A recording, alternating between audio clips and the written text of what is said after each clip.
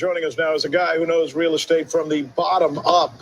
Investor, made millions of dollars understanding market trends. I want to tackle two things with you, Jason. First is there a looming crisis? Number two, what will be the big trend that comes out of this? Rick, great question. It's good to be here. The question when it comes to real estate is what type of real estate and where. There are three basic types of real estate markets in the entire world: linear, cyclical, and hybrid markets. The cyclical markets, meaning the expensive markets around the country, South Florida, the west coast of the United States, the expensive northeastern markets, they are in for trouble, especially if they are high density markets. This is my first conference. I've always appreciated Jason's perspective on real estate and economics, kind of hearing the micro to macro perspectives really kind of helps in the comfort of, you know, choosing to invest and where to allocate your money. So and just better decision making. So always appreciated it. So now I decided to come down and check out some properties and listen to the speakers and just learn as much as I can. So and how here I is it am. going as far as, you know, taking on it's been great, learning so much. A lot of different perspectives, different people, different ideas, and just, you know, got the lights going off in the head, and I'm excited to start growing, applying, and just keep taking action and using what I get from here and just keep going with it.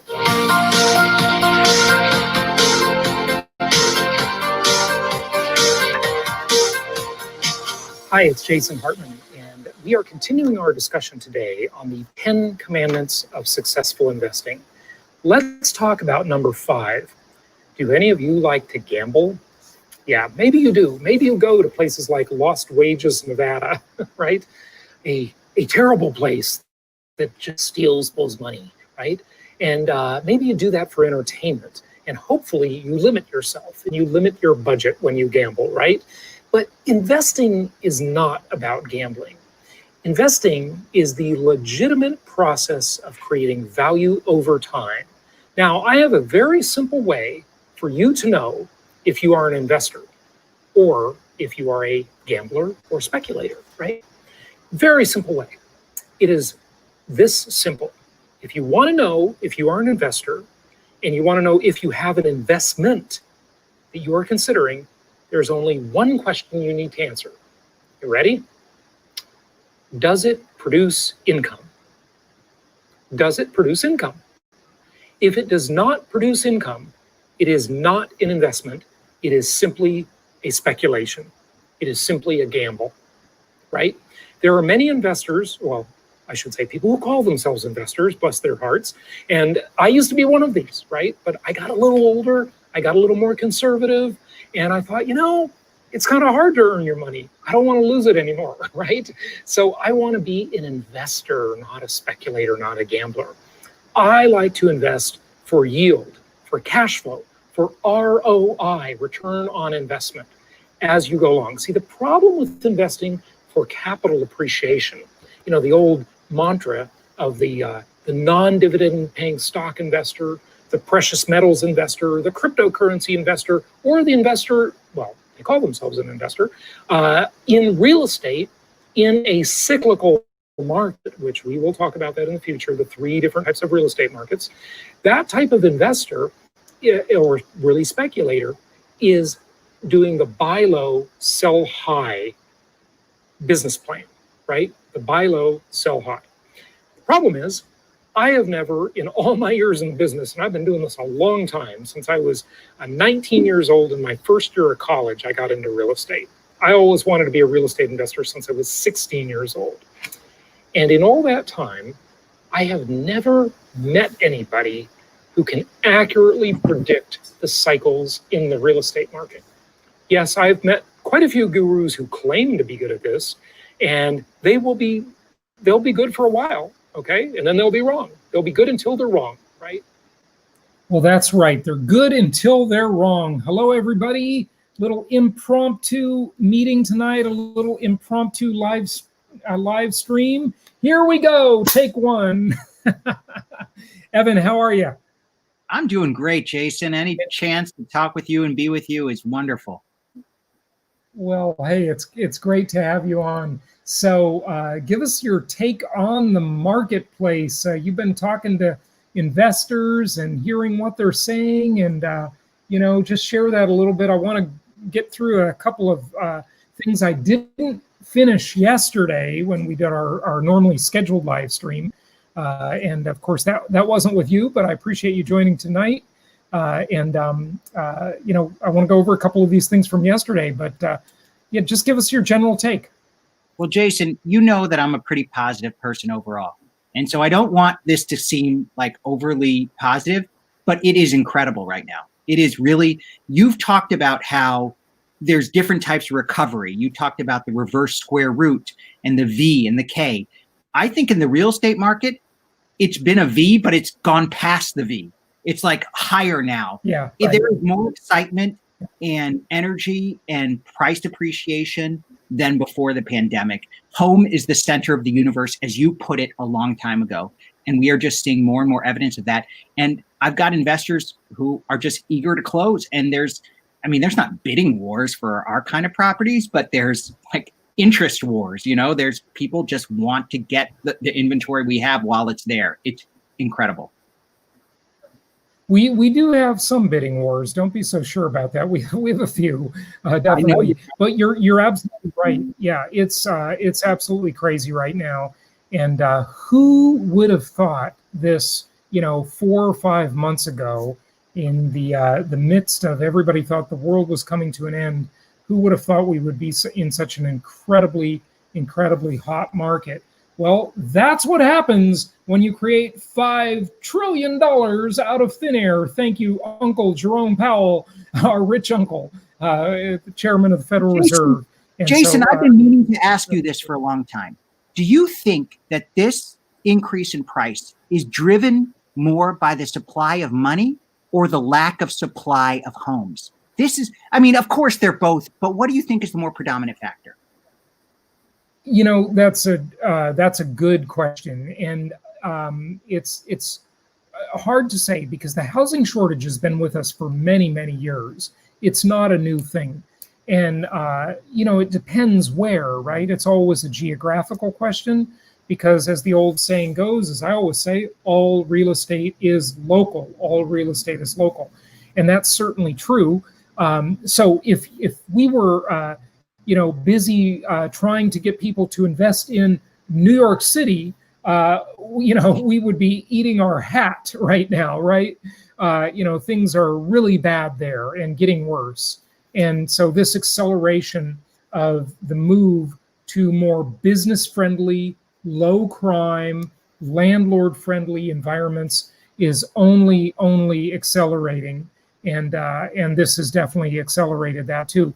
But, to answer your question, it's interesting because we can't really evaluate it very well in terms of the overall supply of money and all the stimulus and so forth. But it's sort of easy to evaluate it to some extent based on interest rates. So, if you look at a 1% decline in mortgage rates, that's equivalent to approximately a 10% increase in value. Or, if interest rates rise 1%, then values have to decline 10% to be even and have that mortgage payment be about the same.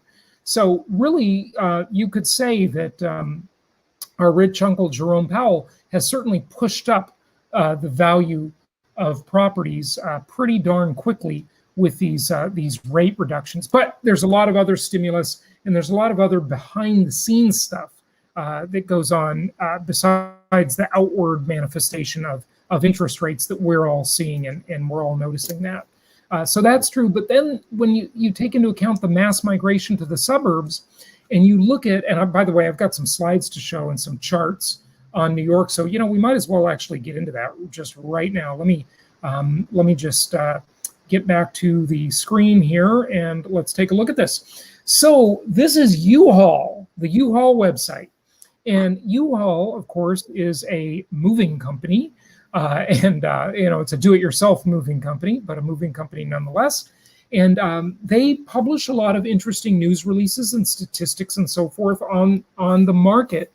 Well, not on the market directly, but on the moving market. And you can tell the migration trends from looking at U-Haul and some moving industry trade associations and things like that. But take a look at this. I just did this yesterday, and I went to uhaul.com, really easy to do. And I just said, okay, what if I wanted to rent a 26-foot truck? That's their largest truck, by the way, a 26-foot truck. And I wanted to leave where I live, and I wanted to leave Palm Beach, Florida, and I wanted to go to New York City. Okay. They would say, are you crazy? So if I wanted to do that, what's that? They would say, are you crazy? Well, yes, I would be crazy to do that, absolutely. But if I wanted to do that, basically I could rent this truck one way for $2,300, okay, a one-way truck rental, leaving it in New York. But if I wanted to go the opposite direction, just change it around, and I wanted to go to New York, from New York to Palm Beach, the same exact truck is $3,400. So it's more than a third more to leave it in Florida than it is to leave it in New York. In fact, they are literally paying people to bring their trucks back to the areas that people are leaving, like New York. Now, New York isn't the only one, certainly Los Angeles. Now, Los Angeles is a big sprawling metro. I grew up in LA, as many of you know. But in many areas of Los Angeles, people are fleeing. Seattle, Portland, same thing. I mean, I interviewed a guest today who wrote a book called The Shame of the Cities, and that'll be on the podcast soon. And he just talks about how these ridiculous left-wing governments have just destroyed American cities. Now, as I've long said for, maybe 15 years on the podcast, the poster child for big, intrusive, pathetic left-wing government is Detroit. That is the poster child. It's the best example that you can probably find, certainly in the United States, if not, one of the best in the entire world for the way they destroy a city. But, think about it. I've often said that, it's so sad. I've never seen a state like California try so hard to commit suicide. And, today I had kind of a realization in interviewing that guest as he talked all about this flight from the cities, right? And flight from all of these left-controlled areas. And, I thought about it. I thought, if I was like the disgusting governor of California, Gavin Newsom, or the disgusting mayor of New York or Los Angeles, right? Isn't Newsom Nancy Pelosi's nephew? I think they are. I think they're related. Yeah. It's no surprise there. No surprise at all. But if I was one of those, Evan, think about it. If I want to gain power, it's good to drive all the businesses out, because those are the people that are opposing what I want to do, right? So they want to drive these businesses out. They want to drive the productive class out, the working class. They want them gone. But there's a limit. There's a limit, though. Somebody's got to pay the bills. It's like, I remember reading about the cigarette companies after the major lawsuits were settled. They wanted to raise the prices and raise the taxes, but not so much that people would stop buying, because they need the revenue. So they need some businesses to stay. Of course, how do you boil a frog? It's the old how to boil a frog, right? You put him in some nice warm water. He feels like he's in a jacuzzi. You turn it up slowly. But if it was hot right away, the frog would just jump out of the water, right? So that's definitely true. But it is absolutely amazing, this mass migration that's occurring. So to answer your question, I don't exactly know what is the more powerful force? Is it the lack of supply for properties? Is it the is it the money creation, or is it the mass migration to the suburbs, right? To these suburban markets that are mostly the more business friendly markets, leaving the business unfriendly markets. But this is interesting too. Check this out. I think I did show this slide yesterday, and I just touched on it before we left. But look at home builder confidence. They are, the home building industry right now is absolutely en fuego. It's on fire. And home builder confidence is really the highest it's been in 22 years. Amazing. 22 years. Yeah. It's just unbelievable. So there is a supreme shortage.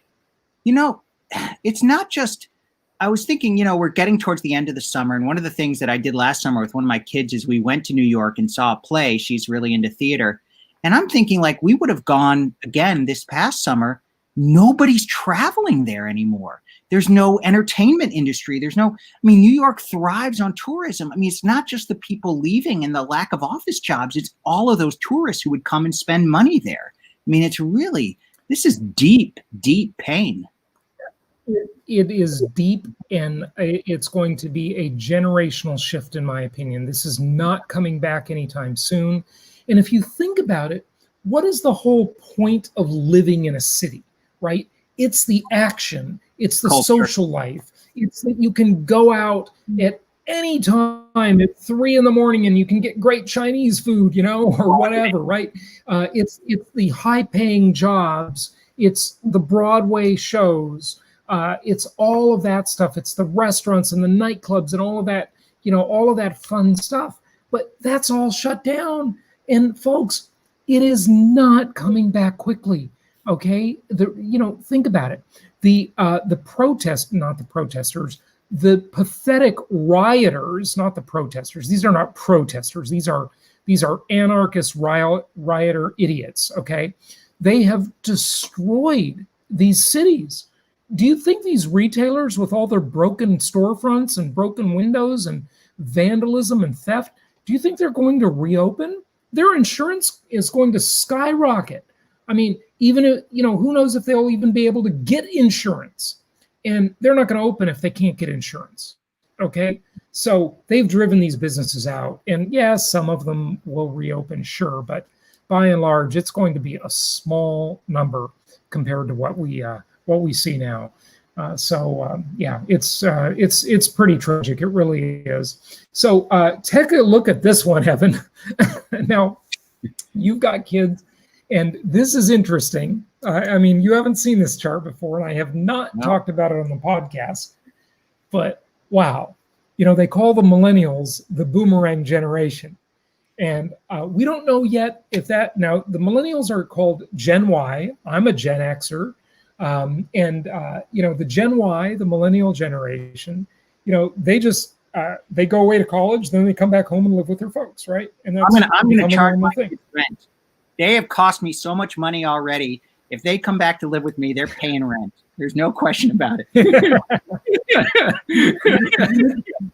you go. Hey, some of your kids, a couple of your kids might be watching this right now. But here's the thing. We don't know what Gen Z will be like. Gen Z is just coming up now. They haven't made their mark on the economy yet. We don't know enough about them yet. But take a look at this chart, okay? It shows that during the Great Recession, okay, which is here, right? Or this is the Great Depression, sorry. Great Depression. And here's the Great Recession, or financial crisis, or GFC, global financial crisis. It's called by many names. Okay, you see the numbers, right? You see 43%. Okay, majority of U.S. young adults now live with their parents.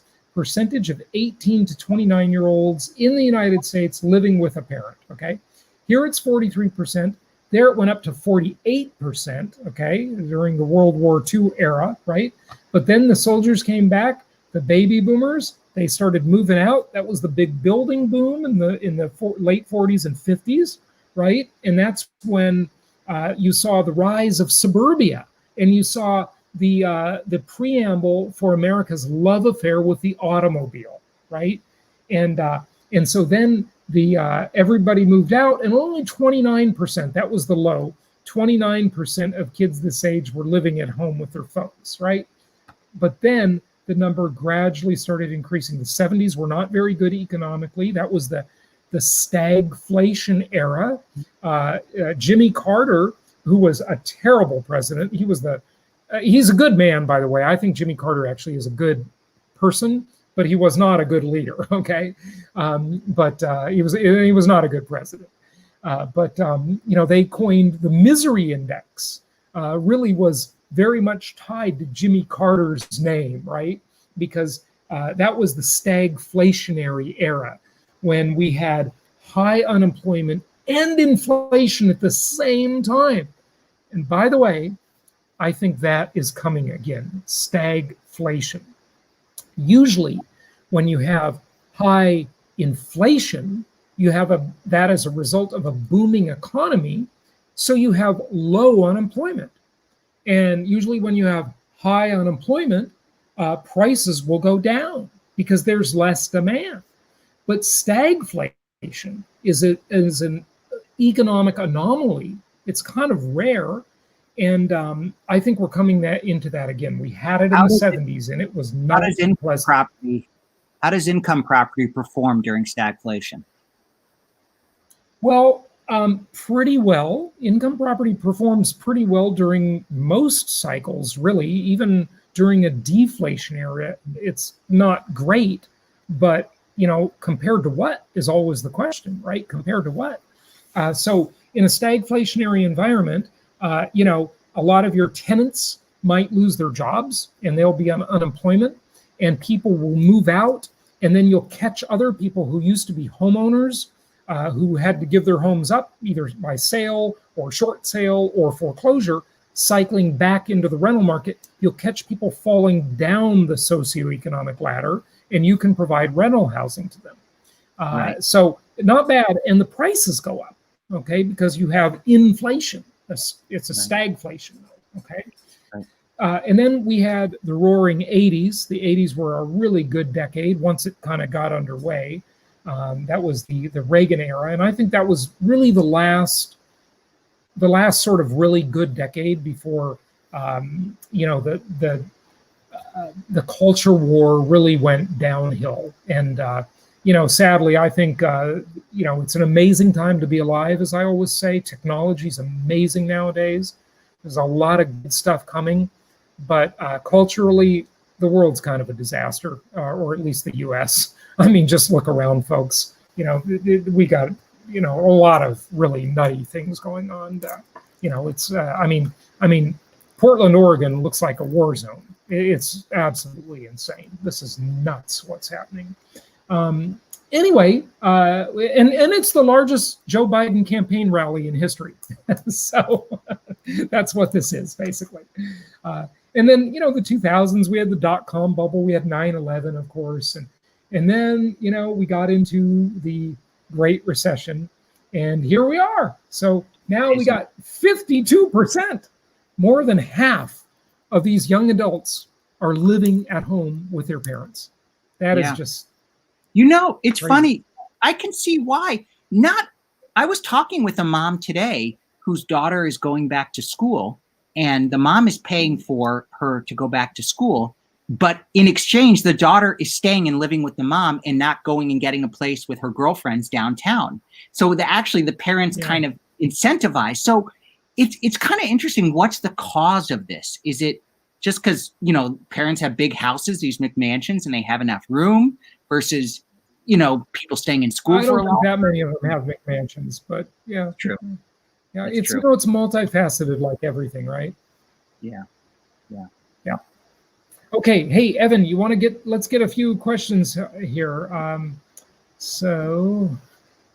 Whoa, we got a lot coming in. Yeah, we do. What does this mean? Jason Hartman, the GOAT. I don't get it.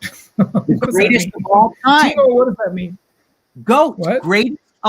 GOAT is greatest of all time. GOAT. Oh, well, thank you. Yeah. Like Michael Jordan is the GOAT of basketball. You are the GOAT of real estate. I'm so unhip. I don't know any of this stuff. So, okay, Timo, I'll take it. Thank you. All right. So, whoa, this is Shelby from New York says hello. Hi, Shelby. I hope you're not in New York City. And if you are you moving, or are you just getting a bigger place for yourself because the prices have gone down so much? Oh, gosh. Let us know, Shelby. Comment again. And by the way, post your comments and your questions down below and we'll get to them, okay? Metal Bum says nice. And I bet that means you are precious Metal Bum. Do you think, so Robert Hernandez, do you think inflation will affect the economy soon? And what's your opinion on investing in, I think you meant to say real estate there.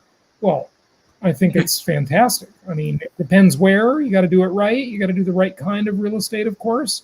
But I think it's incredible. I mean, Evan, look at how busy you are. Clients are buying up everything they can get, right? Yeah, it's a great time. And I think, the first part about inflation, yes. I mean, we've thought inflation would affect the economy for a while, and there probably has been inflation, as Jason has taught. There was just so much deflation that the inflation that we experienced wasn't as evident.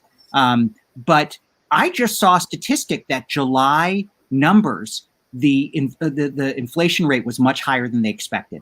So I think, how can we know with all the money printing and what's, having real estate where you have this fixed 30-year debt that you can get while your prices are going up? As Jason said, you get paid to borrow. You don't even have to have tenants in your house. Of course, we make, you do get tenants, but it's a phenomenal investment.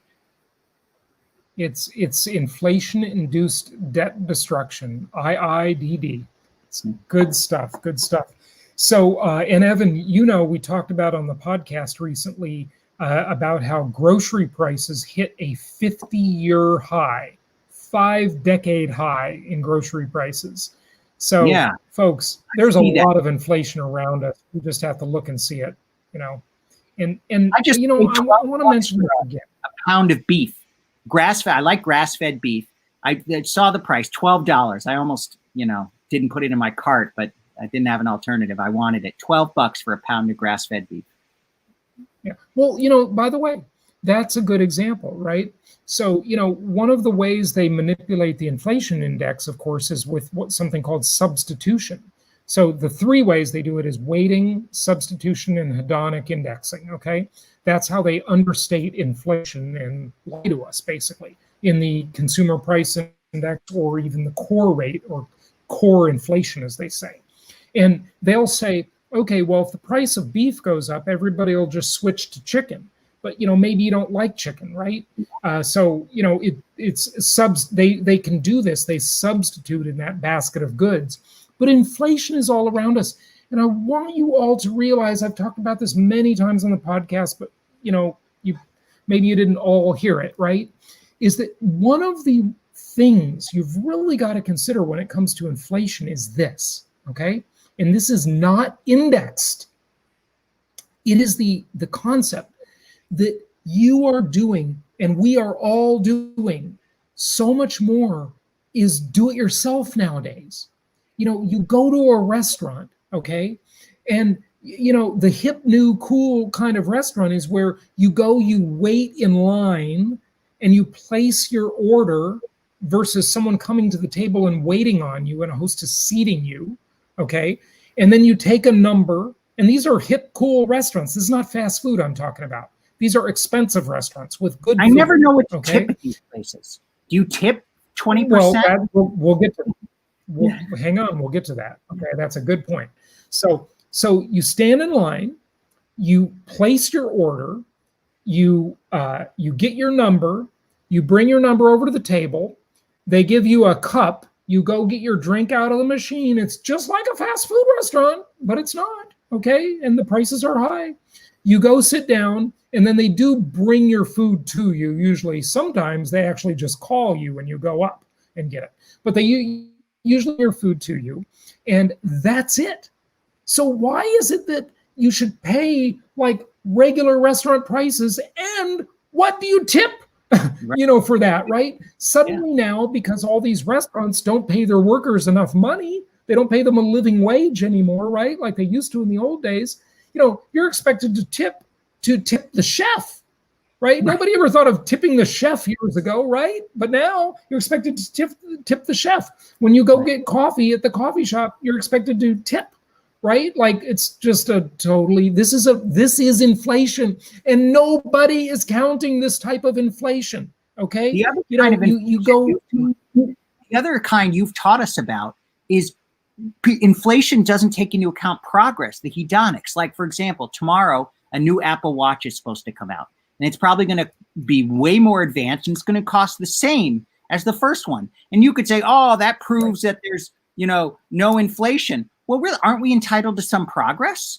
Why aren't we entitled exactly. that over the last 5 years the watch should get better? Right. Yeah. Sure. Yeah, of course. Yeah. But before we get to the hedonics thing, I just want to talk a little more about the do-it-yourself thing. Think about all the stuff you do yourself. Now there's all these do-it-yourself car washes. Certainly, we all pump our own gas now. Even billionaires pump their own gas nowadays. I mean, there's no full-service gas anymore. When I was a kid, it was full service. Can I check your oil? Can I put fluid in your window washers? Check your tire pressure. They wash the windows when you pull up at the gas station. Can you imagine having that happen nowadays? Nobody can even remember that, basically. And everything you do when you buy an airline ticket, you book a cruise, whatever, all this stuff that, we used to do. We'll do it again soon, I'm sure. You're all doing that yourself. It's all self-service, yet you're paying the same price, or more, index for inflation, right? So you're doing a lot of stuff yourself and not getting a discount for DIY. We're doing all this stuff ourselves nowadays, right? So interesting point. But yes, as Evan talked about, hedonic indexing is another one. So we won't go into that too much, but inflation is already here, folks. It's already here. Okay. Robert said, in real estate, gold or gold shares as investment in the current situation. I get what you're getting at, Robert. Income property, income producing real estate. Gold does not produce income. Remember, like I showed in the video when we started, to qualify as an investment, the definition of an investment and how you know if something is an investment or it's not, does it produce income?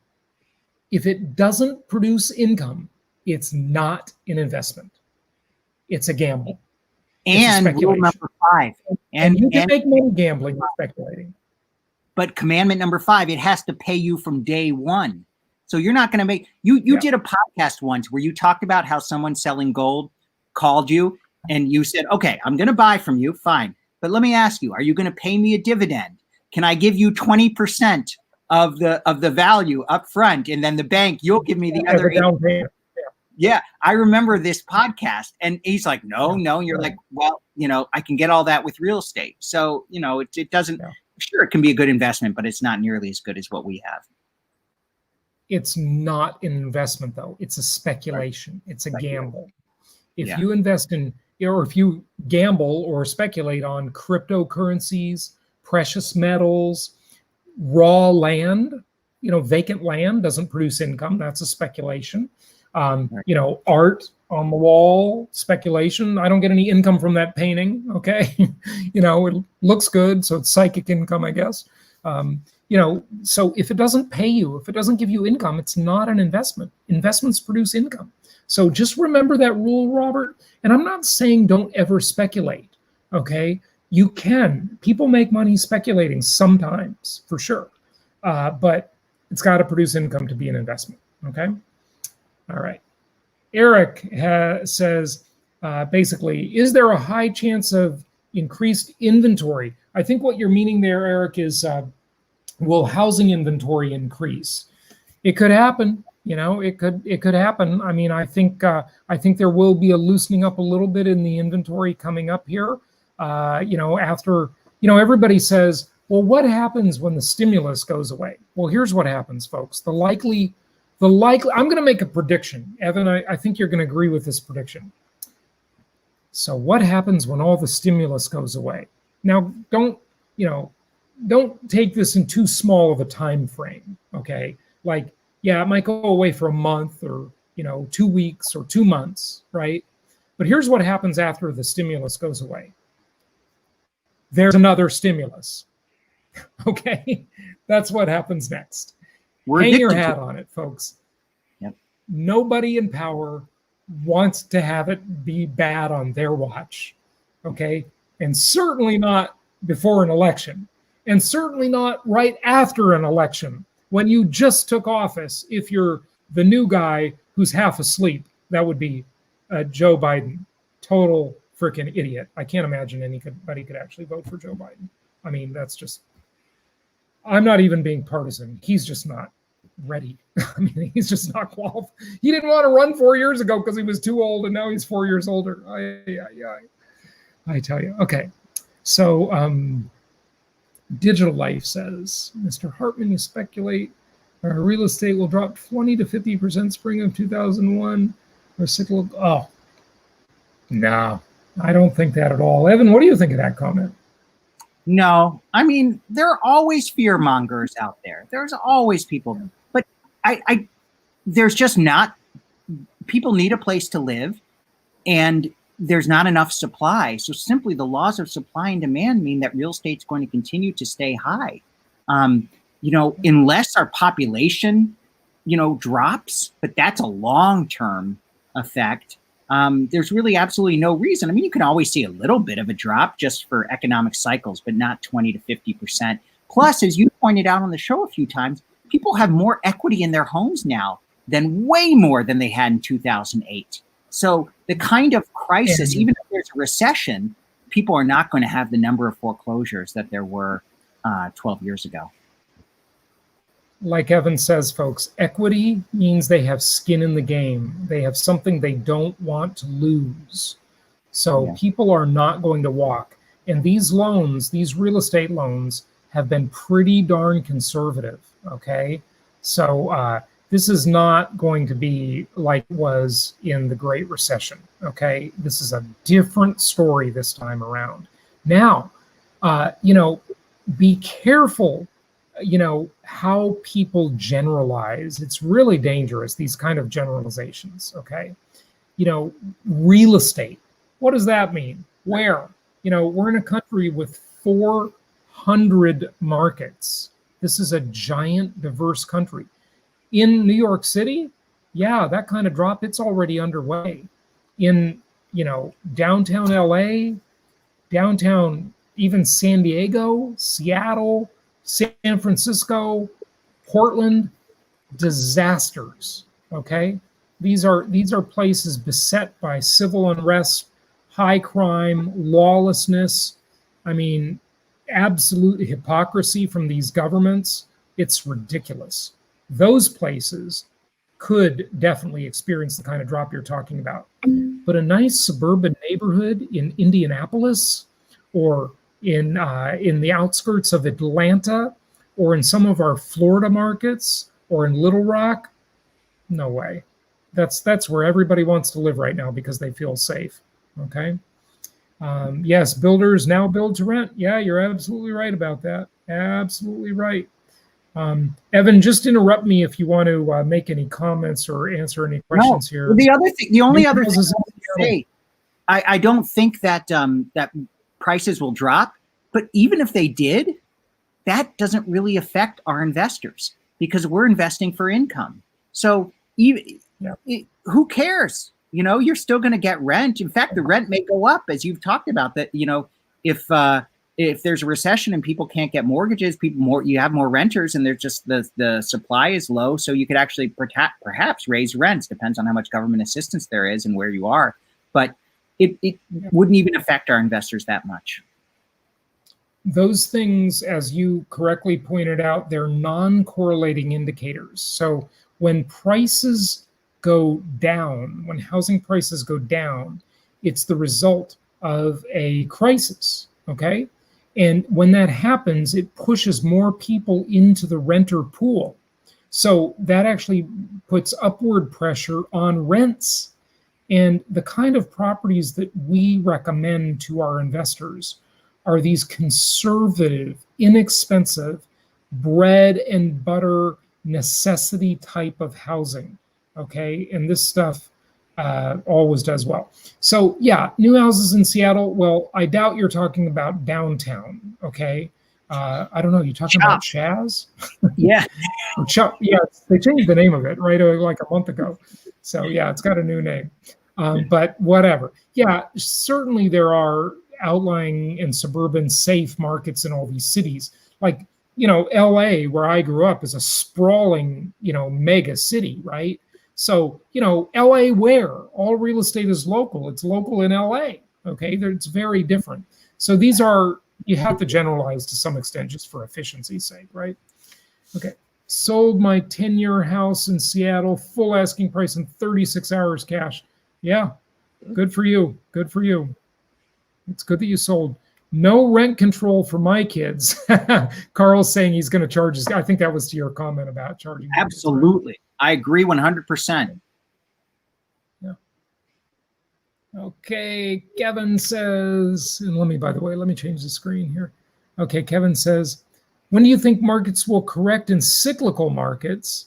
Do you find it odd that it's the amateurs buying and not the smart money?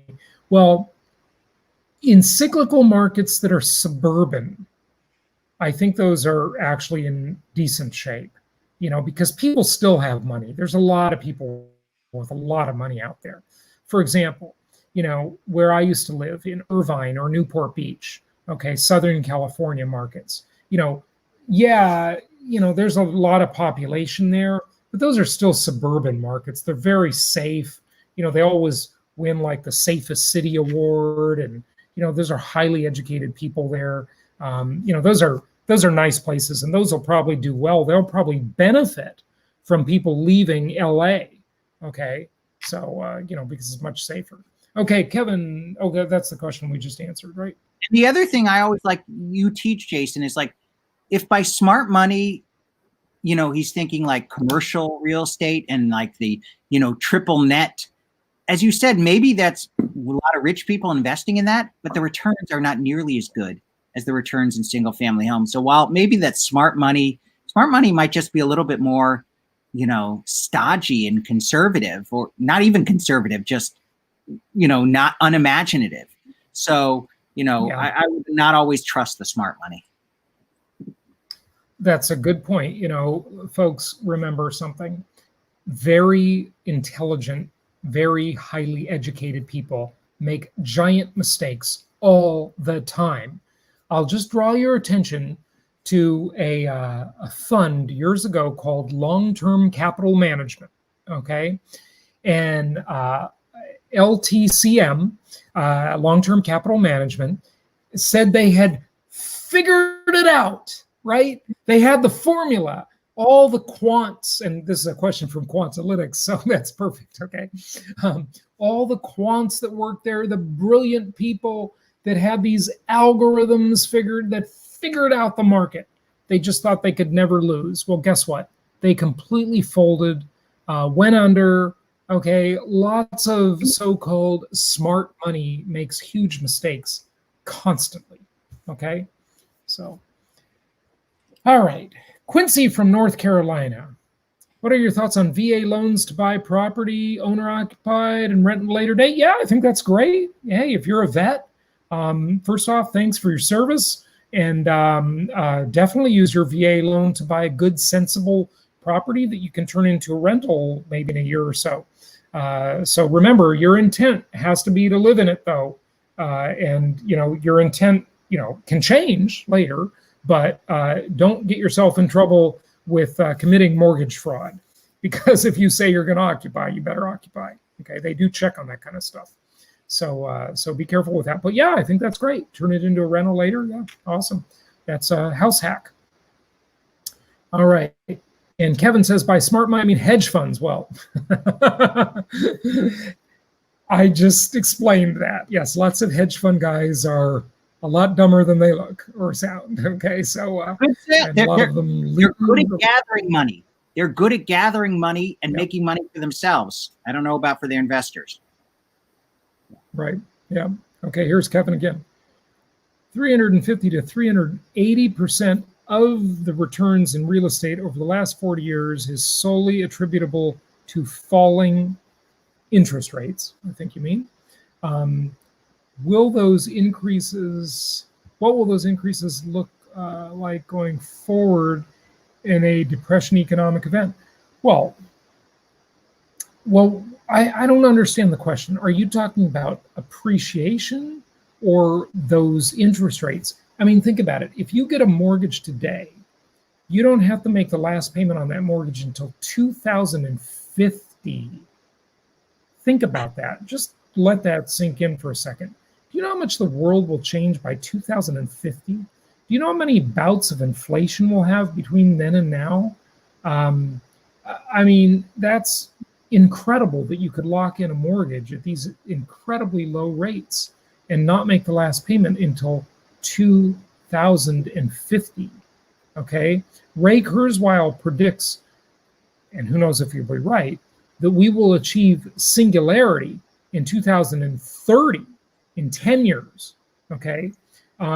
They say we're going to Mars in 4 years. Okay. Think of how much will change. How many asteroids will we have mined by 2050? And all of the mineral riches and precious metals riches on these asteroids will come back to Earth. What will the moon base look like by 2050? You know, it's just unbelievable. I think you're in a phenomenal position. And remember, we're not investing for appreciation. We're not speculators. We invest for income, and that mortgage is a big part of the asset. Go ahead, Evan. The other thing is 350 out of 380%.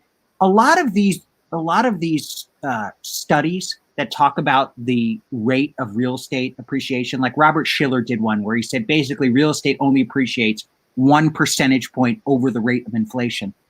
But as you pointed out on a show, that doesn't take into account leverage. That's only assuming you pay cash for it. One of the great leverage magnifies your returns by 5 times, essentially 20% down. So we always, that's why you don't like the cap rate, because it doesn't take into account leverage. So, you know, these studies, you always have to look at them with a grain of salt. Yeah. Okay. So what Evan's talking about is, of course, Robert Shiller, the Nobel laureate. You know, he makes really idiotic statements sometimes. And in his second, he wrote 2 books with the title Irrational Exuberance. In the second one that I read back in maybe, I don't know, 2004 or something like that, you know, he talked all about real estate and, you know, this, that, and the other thing. And he and Jim Cramer, they completely lie by omission. And I know they're smart enough to know better than this lie they tell, okay? And here's the lie, okay? They basically say, you know, they compare the appreciation real estate, or the appreciation rate of residential real estate to the S&P 500. And that's a completely false comparison. It's absolutely stupid and pathetic. And, you know, someone should call these guys to task for it. Well, I guess I'm doing that right now. I want you know, but someone should sue them for misleading people. I mean, it's Robert Shiller's head-to-head debate. That would be awesome. I love it. And listen, I don't hate everything Robert Shiller does. I think he's done a lot of brilliant things too. But this is absolutely stupid. It's a complete lie. It's a lie by omission. And the lie is that you can compare those two things. That's crazy. You know, if you get 6% appreciation in real estate, and then he'll say, well, the S&P will do 8%. Yeah, but you didn't pay cash for the real estate. And guess what? The real estate is tax advantage. The S&P is tax punished, the S&P fund. Okay, you don't get any income. Well, you might, you know, if you get dividend paying stocks, right? But it's not even a comparison. It's so stupid. It's absolutely ridiculous. Let me use it with a 10% down, because it's easier to really, really see. So 6% appreciation on a piece of property at 10% down is 60% when it's leverage. The S&P 500 index fund will be 8%, no leverage, no tax benefits, okay? Income property is the most tax-favored asset class in America. These are ridiculous statements. Jim Cramer made the same comparison, and I played it on the podcast, and it's unbelievable. There's another economist. Appalling. There's another economist. I don't know if you've ever had him on the show, but I really love him. His podcast is kind of boring, but it's really educational. Tyler Cowen, and he has an article, and I've shared it with a couple clients about how real estate. He actually takes into account leverage, and he shows what a better investment it has been. But then he talks about the risk-adjusted return. That he said, actually, real estate's not only been more profitable, but way less risk because of the volatility of the stock market. This is a great, it's so comprehensive, and I think it's just more accurate. That's all. Listen, everybody watching and listening to this right now knows lots of people who created a lot of wealth with income property. Yet I bet you don't know anybody who did that in the stock market who's not an insider. Okay. I don't want to hear the story of some insider. Okay. I don't want to hear the story of someone who, works at Merrill Lynch or is an investment banker or works for Goldman Sachs. Okay. Or any of this. And by the way, that was not, I did not mispronounce that. I meant Goldman Sachs. Okay. I make a lot of enemies, don't I? Nobody likes me for this reason. But lots of people that did it in real estate. Income property is the most historically proven asset class in the entire world. And it's the most tax favored asset class in America. All right. So, okay, here we go. So Kevin, 8% of mortgages are currently delinquent, the same percentage that started the housing crash. When people have to pay when people have to pay their mortgage again, do they rush to sell? Maybe. So what? I mean, these people have to go somewhere, Kevin. What are they going to do? They're going to go into foreclosure, or they're going to sell their properties. They're going to do a short sale, a loan mod, whatever. They have a lot of equity. We already know that, in the aggregate they do. There's a lot of equity. These loans in the aggregate are underwritten very well. Okay. This is not 2008. I'm not saying prices won't drop. I'm saying it doesn't really matter because these people have to go somewhere. They got to go rent a house. It's going to push rental rates up if they're not homeowners. Okay, it's one or the other. It's the three dimensions of real estate. So good question. Yeah. So what happens when they rush to sell? I'd like it. We need some more inventory to sell. That's what I was going to say. Good. Okay, precious metals, not a gamble or speculation when you're storing purchasing power.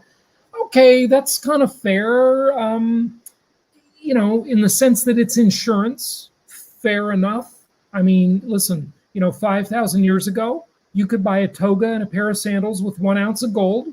Today, you can buy a pair of shoes and a man's suit for 1 ounce of gold. Okay, it holds its value, right? I get the idea. It's a good measuring stick. Listen, I own some precious metals too. Okay, it's okay. I'm just saying it's not really an investment. Insurance is not an investment, and neither is your gold. It's a speculation.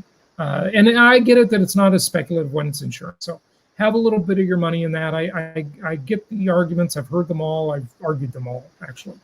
Okay, so I don't know what this means. It's a typo. Okay, so Californians are socialist distancing. I love it. That's good. That's a good one. I like that. They're socialist distancing the data, and they will support the real estate market in Vegas. Yeah, but Vegas has got its own set of problems with the casinos and social distancing, and that economy is very much built. Can I just ask you? Remember, I lived in Las Vegas for a year and a half. Yeah. So, Jason, I have to run. I have to run in 1 minute because I have to talk. But I just want to ask you one question. This is something that some people have been asking me. If this recession continues and there's an increase in unemployment, do we have to worry about renters?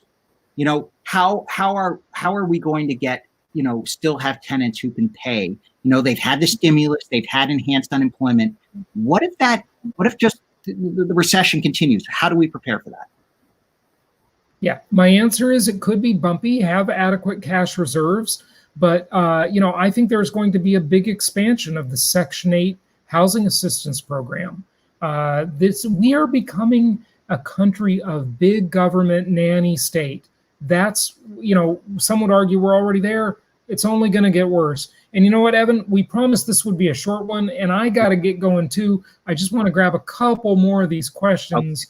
Because I really appreciate people jumping in here. Are you going to stay a few more minutes, or you got to go right this second? I'll stay. I think the guy I'm going to... It won't be long.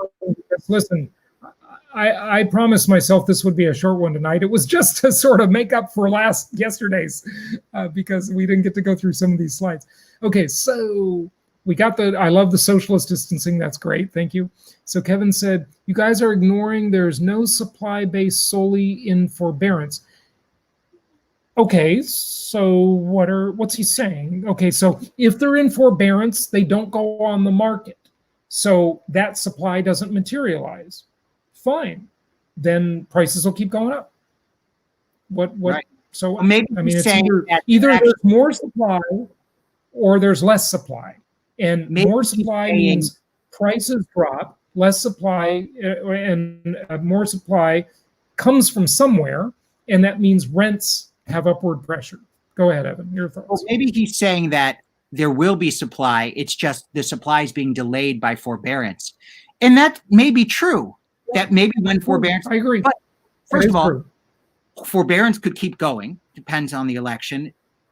Forbearance could keep going. And secondly, we don't know how forbearance is going to pan out. Banks could want to hold on. People have more equity. We don't know that there's going to be a huge increase in supply. People are speculating that, but nobody knew how fast real estate values were going to go up during the pandemic. We can't time. Market timing is for fools, as you've said many times. We don't time the market. And so if there's a greater supply, wonderful. We'll be the first to try to go get some, but we just can't count on it. Yeah. The point is, just buy good properties that make sense and hold on to them. Yeah. Nobody can successfully time the market. But look at this chart I showed yesterday. The employment picture is improving, and we know this is very uneven. It's the K-shaped recovery that Evan alluded to earlier. It's, the employment picture really is improving, pretty significantly. And I get that it's uneven. Okay, I totally get it, folks. I totally get it. Okay, so... let's go. A good point on the forbearance. Okay. Kevin again says, I worked at New Century Mortgage in the Great Recession. The loans differ very little. That's interesting that you worked at New Century. You must be in Orange County. Are you in Southern California? You must be there. But that must be an interesting, but these loans are not the kind of liar's loans we had back then, Kevin. So I don't know. I'm not quite sure exactly what you're saying. Oh, here's what you're saying. It's in the next comment. So 0 or 3% down. Yeah, that's a small number. Overall in the aggregate though, forget about how much they put down. Just look at how much equity they have nowadays. Okay. The equity ratio in the aggregate meaning the whole country, it's pretty big. People have a lot of equity in their homes, okay? And Mark says, nice seeing this live chat. Hey, Mark, thanks for joining us. And let me get this screen changed back so we can see these questions a little better in Evan's face. Case-Shiller exceeds 200 in many cyclical markets. They won the Nobel Prize, showing these anyways. These always return to 100. Why do you think this is false? I don't think it's false. I think the Case-Shiller is a bullshit index because it isn't our index. It's 20 markets, okay? And I'm talking about the main Case-Shiller. I know they created another index, but the one that's most widely quoted is 20 markets. And 75% of those markets, 15 of the 20, are markets we would not recommend. They are cyclical markets. So, and will you acknowledge that? Okay, so yeah, I agree. Those cyclical markets are going to decline. That was happening before COVID 1984. Okay, I love saying COVID 1984. I just got to tell you, I love pointing that out. Okay, everybody thinks, Jason, why are you calling it COVID 1984? in honor of George Orwell, because we are here. So yeah, I agree with you, Kevin. Cyclical markets are going to decline. They were already declining before the pandemic. You also like saying the Socialist Republic of California. We should have a drinking game for certain places. Yeah. That'd be good. Every time Jason says socialist COVID 1984 drink. Yeah, that's good. Yeah. What do you think of Detroit's market? You know, Detroit, I think it's the poster child for bad government. I think it's largely an overall disaster. But I'm going to qualify that a little bit. People have made a little bit of money in Detroit. You know, there's been some redevelopment for sure. It's a lot better than it used to be, but it certainly isn't what it was. I mean, you got to remember, Detroit in its heyday was like one of the flagship cities of planet Earth. Okay. That was Motor City, Motown. I mean, it was like one of the leading cities of the world. Like you would compare Detroit to, let me see, we got New York, London, Paris, you know, Detroit, you know, I mean, LA, you know, it was a big deal. And I mean, look at the disaster and devastation. You know, it's just shocking. But yeah, you know, people, I mean, it hit bottom and it's come up a bit, and some people have made some money there. I won't deny that. But you know, it's not for me. We've thought about recommending it many times. We've had many people pitch us on it. We just don't have the appetite for it. We don't want to recommend that to our investors. At least not now. I reserve the right to change my mind in the future. In Phoenix, condo rented for $1,300 in 2007, rented for $1,800 in 2008. Well, yeah, you know, that's possible. And you know what, Kevin? I bet that was a builder leaseback deal or some subsidized rent. I saw a lot of those being offered in Phoenix. Those were scams. And they basically would beef up the numbers by subsidizing the rent. And then when the builder pulled out, or the builder went bankrupt, or just stopped paying in that subsidy, then people saw the real market rent. So only invest in something with real market rent. And I don't know why you're saying appreciation now. Not sure what that ties to. Does their stream keep cutting off? I don't know. You know, some people said that yesterday, that there was a little problem with the stream, and I haven't heard that before, so I'm not sure. Stream is very choppy. Sorry, guys. I don't know what to do. I'm not sure about that. We're doing our best. You can watch the replay on Facebook or YouTube, on our YouTube channel or any of our Facebook pages that it's on, and the replay hopefully isn't choppy. I watched a little bit of yesterday's. People were complaining that it was choppy. And here, David. Thank you, David. The stream is fine on my computer via YouTube. Try refreshing your stream. So just refresh the page. Thank you, David, for that advice. I hope it works. Maybe, you know, I noticed that, I'm telling you, maybe I'm being totally paranoid here. But every time I say something the powers that be don't like, it seems to drop. They're watching on Skype today. You know, yeah, it really does. It's crazy. Okay, it's not just your phone. Trick is to rewind it even 1 minute. Oh yeah, then you get the buffer, right? So that's a good idea too. And I love these handles you guys have. It's a gray area. My tinfoil hat. Some of these handles are great. All right, Robert. Okay, we got to wrap it up, folks. We got to wrap it up. But thank you for your response. I appreciate it a lot. You guys are blessed for us. Hey, thanks, Robert. I'm glad you like our content. And make sure you're listening to the podcast. By the way, at the bottom of the screen, it says go to pandemicinvesting.com. Yes, I actually got that domain name. Isn't that cool? Pandemicinvesting.com. There's two guys who are really. That's what I'm just going to say. Yeah. Yeah. Tell them about it. Let's hear it.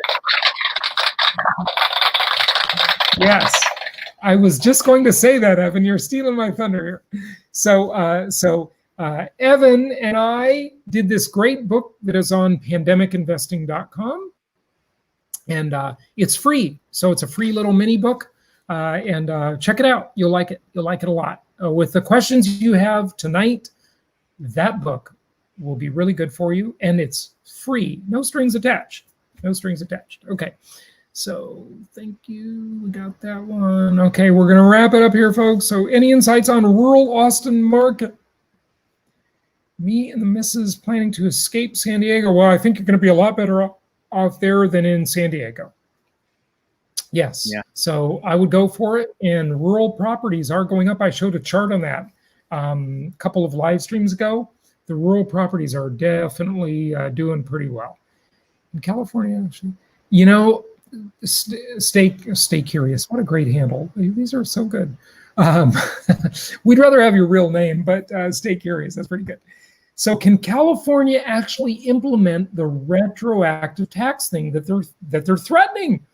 You know, I have a feeling they'll find a way, sadly, because they've just gone off the deep end. Really, they have. And I can't imagine that would be constitutional, but they'll find a way. I don't put it past them. Okay, so let's get to, oh boy, we got a lot of folks. We're not going to be able to answer all these questions. I'm sorry, but go to jasonhartman.com/ask and put your questions in there. We'll answer them on the podcast, and we'll get these too. So here is a big, long question. Hey guys, I'm selling my primary home in Phoenix in a few weeks and have almost $200,000 in equity. We're going to rent for a year and build an investment portfolio.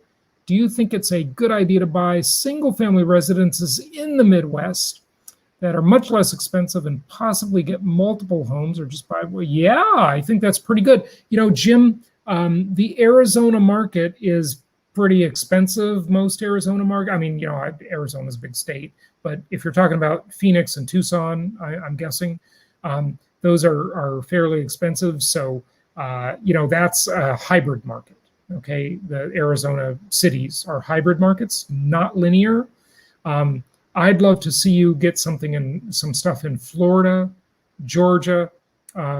Indianapolis has been our longest running market ever. We've been in Indianapolis forever, it seems like, and that's always good. Memphis is good too, you know, different vibe in each of these cities, but, you know, talk to Evan and he'll help you with that. Okay. I would be more than happy to. And I think one thing that, Jason, you said, I don't know if you put it in these words, but I live by this in a lot of different areas of life, is buy utility, rent luxury. So it's, in a sense, if you're going to live in a high price market, live a great life, but rent. If you're going to drive a nice car, lease or rent, you know, and then use the money you would have made for a down payment to buy a whole bunch of income properties so that you can can enjoy the cash flow. Then you're arbitraging, you're taking advantage of good rent to value ratios. So I think about that all the time. So yes, taking a higher priced home in Phoenix and using it to buy 5 or 6 single family homes that then give you the cash flow so that you can rent a luxury apartment like the kind you lived in Phoenix. You know, that's what to do. Right. Absolutely right. You know, so buy necessity, rent luxury for yourself. That's the way you'll get the arbitrage, exploiting the differences in things. You exploit the differences in those rent to value ratios. Very good point, Evan. Thank you for bringing that up. Okay. My agent commented to me today that buyers are coming back to South Florida market. Owners are looking to get out. Half of them seem they can't carry the cost. Are you seeing the same?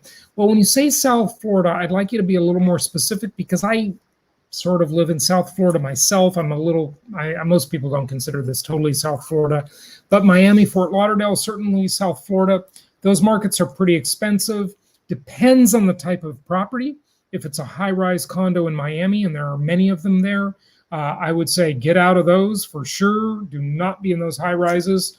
Those are, you know, contagion, you know, high density, civil unrest. You don't want to be in those things.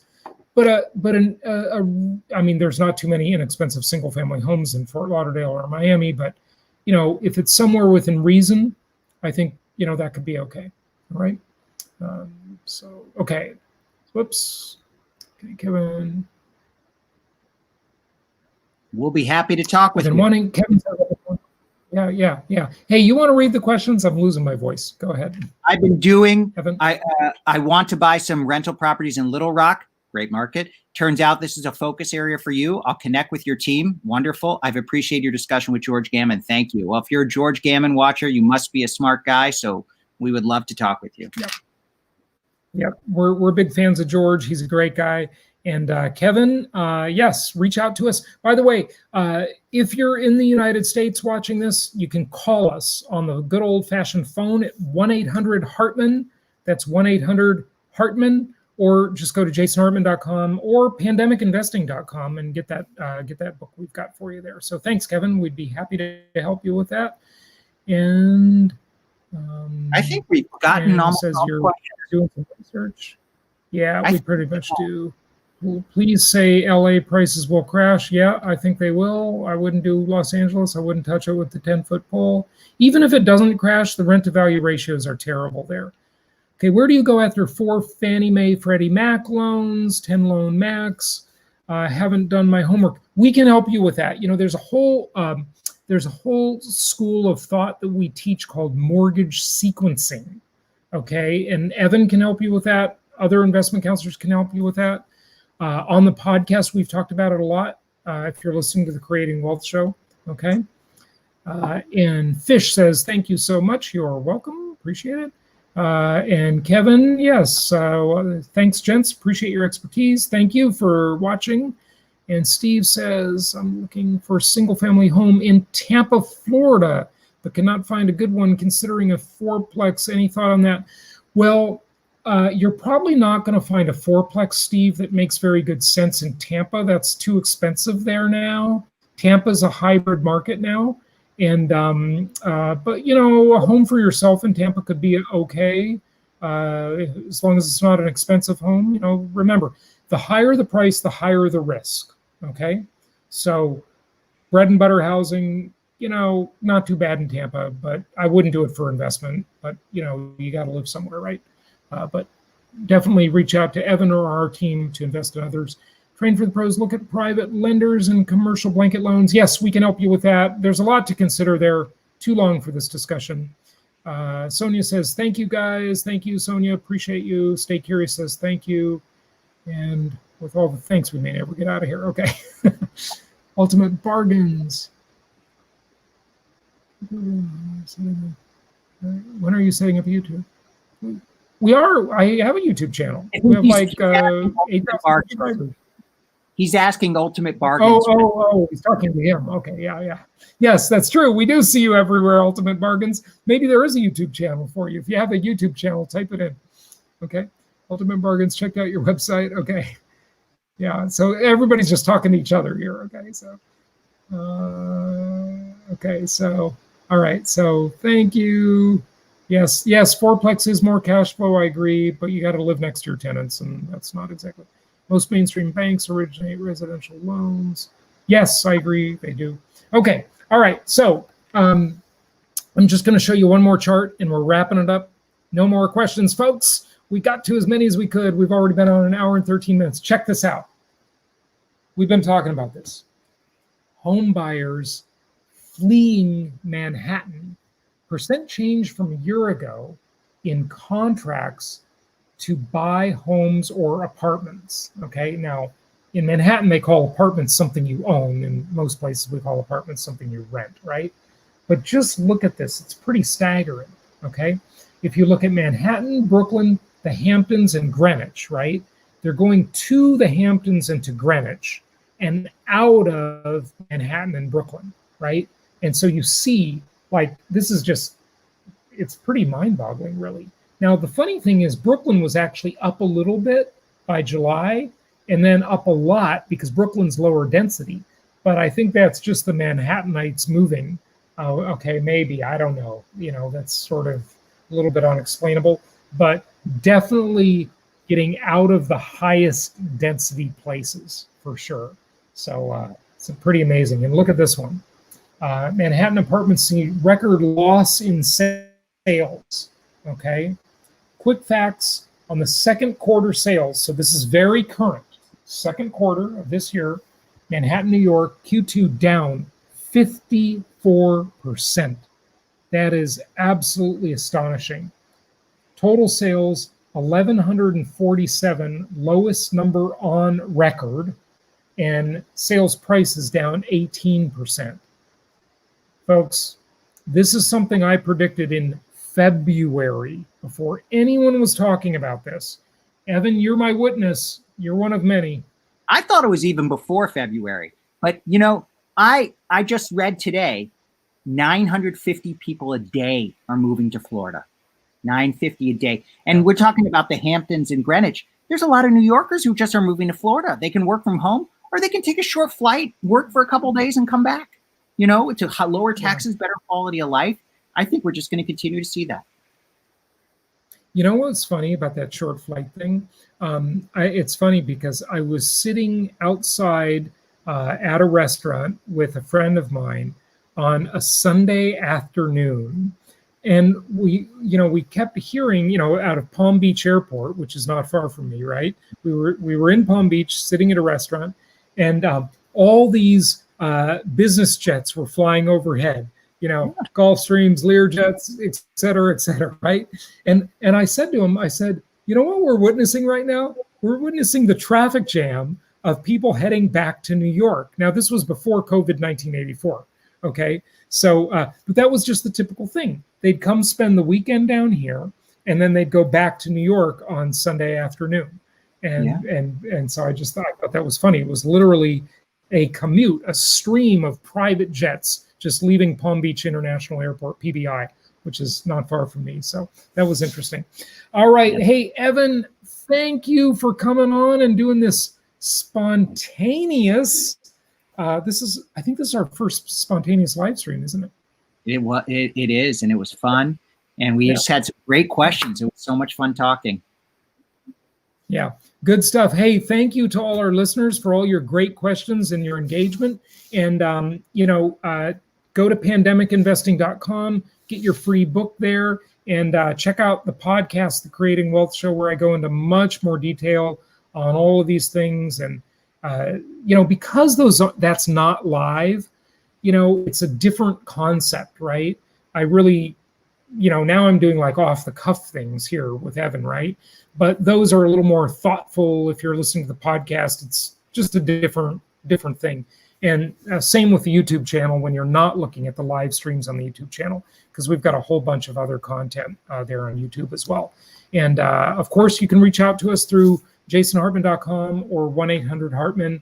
And thanks, everybody, and happy investing, and have a great evening. Thanks, Evan. Happy See you later. See you. Bye.